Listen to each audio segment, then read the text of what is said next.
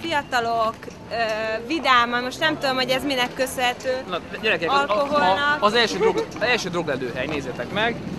Pöttyös automata, rudanként, fejenként 6 kocka a cukor. Megeszik 3-at, 18 kocka a cukor, tehát már cukorfüggő az illető. Itt kezdődik. A drogozás itt kezdődik. Nekem a sport a drog. A zene, a futás, az edzés, nekem az drog, abszolút. Más nem. De alkohol. Piázni szeretek néha, tényleg. Van egy sztori, ami történt, tudod, önben van rúgva? Nem. Akkor menjen végig ezen a fehér csíkon, oké?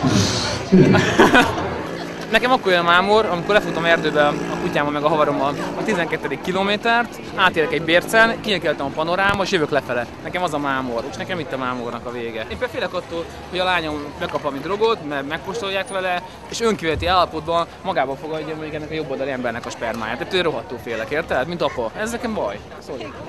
Szerencsétlen egyfolytában vakarja a fejét, lehet, hogy tetves. Nem, hát a szex az szabad, csak az igénytelennel nem értek egyet. Érted? Tehát én azt gondolom, hogy nem hiszem, hogy abban hiszünk, hogy esküvőig nincsen szex, tehát nem vagyunk ilyen prüdek. Na, figyelj, mondok valamit, én 18 évesen, egy fél éves udvarlás után nagyon szerelmesen vesztettem el a szüzességemet, egy meghitt alkalommal csendben belopozva a lakásba, szülőket kikerülve, gyertyafénybe paplanon a földön.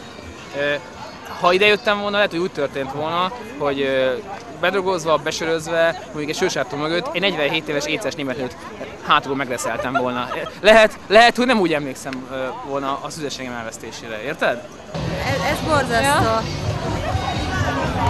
Nézd meg a körmét, érdemes ráközelíteni a körmére. Hogy néz ki?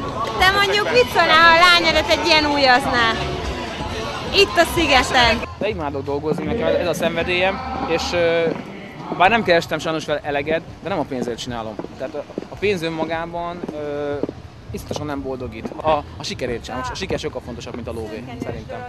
Az én lefogyni vágyó, egészségtudatos közönségem nagy része, az nem itt van.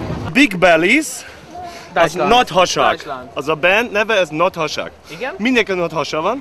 Jövő évben mi játszunk itt, és nincs hasa, csak Segítek, le fogsz. tudod olyan, jó? Ilyen Németország, le fogsz szákásodni. Az ilyen poén volt, hogy jött a német és megismert. Nem? Nekem az a siker, hogy imádom azt, amit csinálok. Mert az emberek örülnek annak, amit csinálok velük, és ami hatást elérek.